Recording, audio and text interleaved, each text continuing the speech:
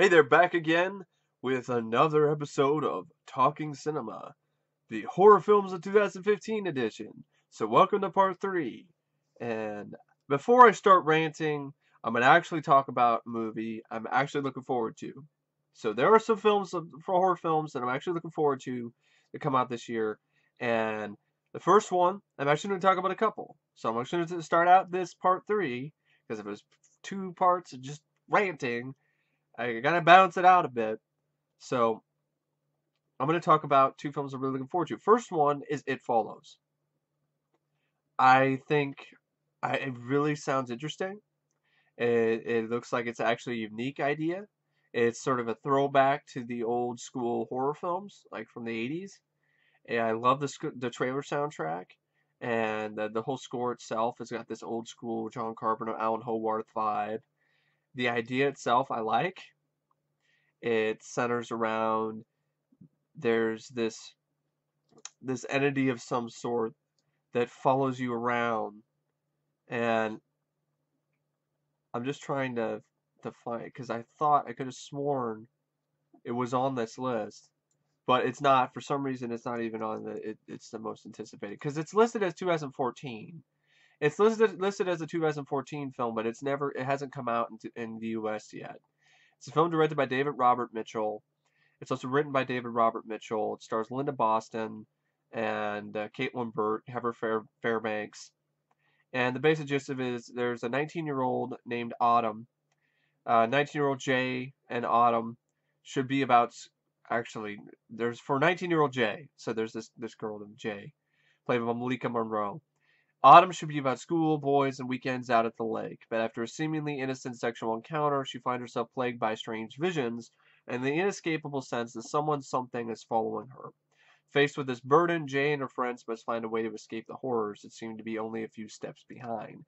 So I think what it is you have sex, and like this entity follows you around type deal.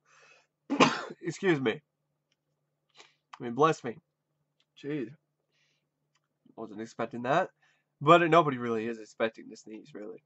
But anyway, it follows. I think it looks atmospheric. I think it looks creepy. I'm interested in it, and I'm looking forward to it. So that's a horror film from this year, technically, that I'm looking forward to seeing. Now, a second one is a film called Unfriended.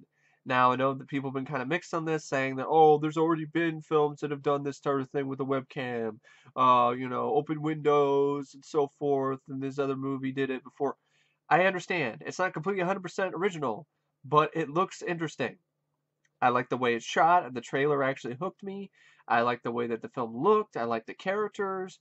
I like the concepts. I like the idea that you can't. Everyone's like, why don't you just log off your computer? Well, you can't, because you will die. That's what it says. You log off, you'll die. It even says it in the trailer. Log off and you will die. And there's probably some supernatural element going on in there, and I'm looking forward to it. It wasn't on my radar until I saw the trailer, and it really surprised me. So that's a horror film 2015 that I'm looking forward to that was surprising.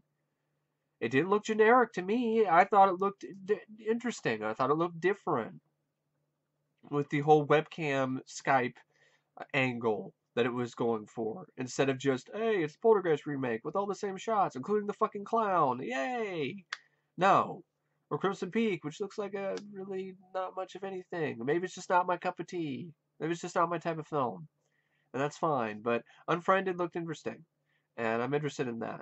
So there's two horror films from 2015 that I'm interested in. There's a few others that I'm going to talk about. So it's not like but most of them are independent horror films. You notice that? Not barely any of them. In fact, I can't think of one that I'm looking for. I mean, Unfriended, I think, is technically not independent, but it's close to it. But it's technically not. So that's the only one, because I think MTV is, or somebody is working on that. And so there's the only one. But It Follows as an independent film. It's going to be showing at the Hollywood Theater in Portland in March sometime, and I want to see if I can get a ticket and get down there and see it, because I would love to see that in the theater, because actually want to see that movie, and I'd love to see that film in the theater and experience that experience in the theater. And I'm going to be going to the Hollywood Theater next weekend, and I'm going to be seeing John Carpenter's The Thing in the theater, and I'm so pumped for that.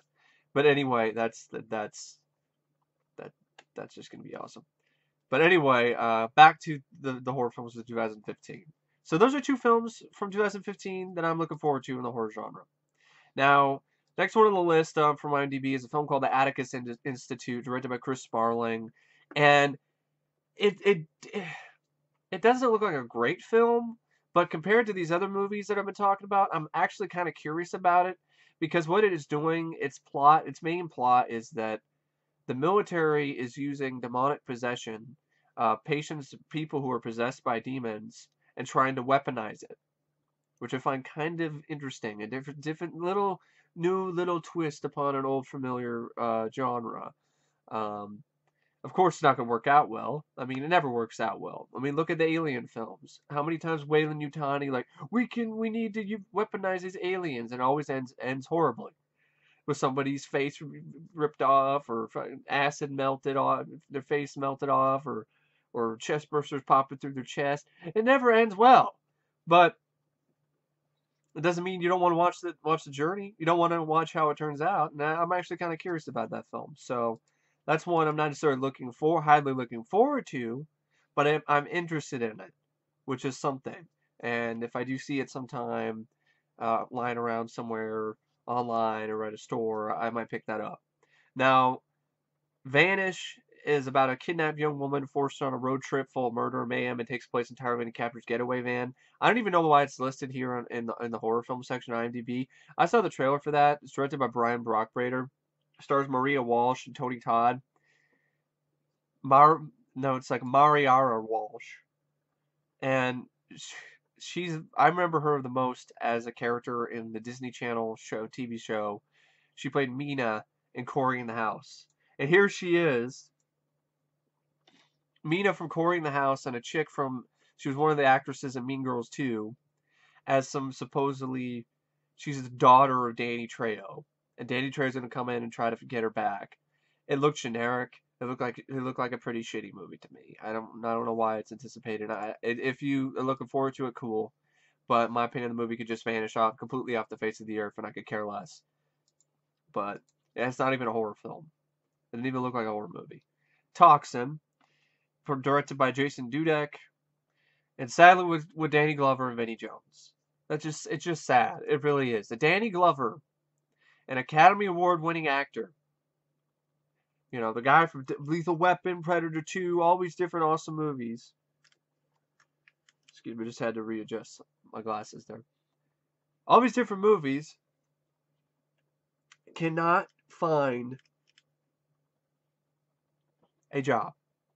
I mean, he can find a job, but it's in a direct-to-video cheap jack movie, and he can't get work in a big budget film, and he hasn't gotten work in a big budget Hollywood production since 2012. And the movie 2012. And I think that's bullshit. This is an accomplished actor. This is a great actor. He should not be stuck trying to make a living, trying to get some extra money, starring in direct-to-video fucking pieces of shit with fucking Vinnie Jones. It's bullshit. There are a lot worse actors out there that are getting work that Danny Glover should get. And my opinion, it's just criminal. I have no words for it. I really don't. The Witch, which is directed by Robert Eggers, and it's a movie about witchcraft and takes place in the 1630. Just not my cup of tea. Paranormal Activity, The Ghost Dimension. Fuck this franchise and fuck that movie. The franchise is overrated. The franchise, in my opinion, does not deserve to have made as much money as it has. It's a real shame that when you look at all the other horror franchises, Friday the 13th, Nightmare on Elm Street, Reanimator films, Return of the Living Dead films, Hellraiser films, all those movies have made less money as franchises than the Paranormal Activity franchise. That's a fucking shame. And that's bullshit. This lazy ass fucking shitty found footage, lame, jump scare filled, but with not really, it's just jump scares and nothing else. have made more money as a franchise than Friday the 13th, Halloween, Hellraiser, and A Nightmare on Elm Street, and Child's Play.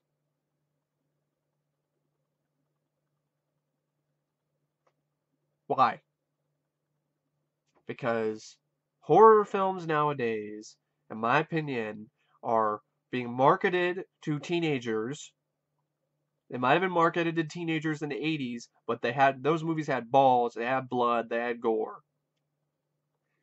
But nowadays they're being marketed to teenagers, slapped with a PG-13 rating or an R, but mostly not likely not an R. I don't even think those movies are R. I think Paranormal Activity films, aren't they PG-13? And now we have another film in the franchise that's going to be hit. And it's called The Ghost Dimension, which is a stupid title. You know what? What is it? Another remake of Poltergeist? Gonna go into the closet and end up somebody's gonna get lost in the ghost dimension? You know what? This entire fucking franchise can get lost in the ghost dimension for all I care. Now my nose is running. Excuse me for that. But even my body itself wants to expel this bullshit. So it does it any way that it can. And my body is like, fuck these movies. Get this shit out of me. And seriously, it can go into the fucking ghost dimension and never come back. That's just my opinion on this franchise. I think it sucks. A bag of dicks. No, correct that. A bag of rotten dicks. Bag of rotting, stinking dicks. That's how much this franchise sucks. Sucks like a bag of rotten, stinking dicks. The Ouija Experiment 2, Theater of Death. I never saw the first film, so I don't care about the sequel. Hansel versus Gretel. It sounds like a shitty Sci-Fi Channel movie. Looking at the rating, IMDb is 2.8. It probably is. Probably full of shitty CGI. Star a bunch of people never heard of. The film I'll never see. The Visit. M. Night Shyamalan is still getting work.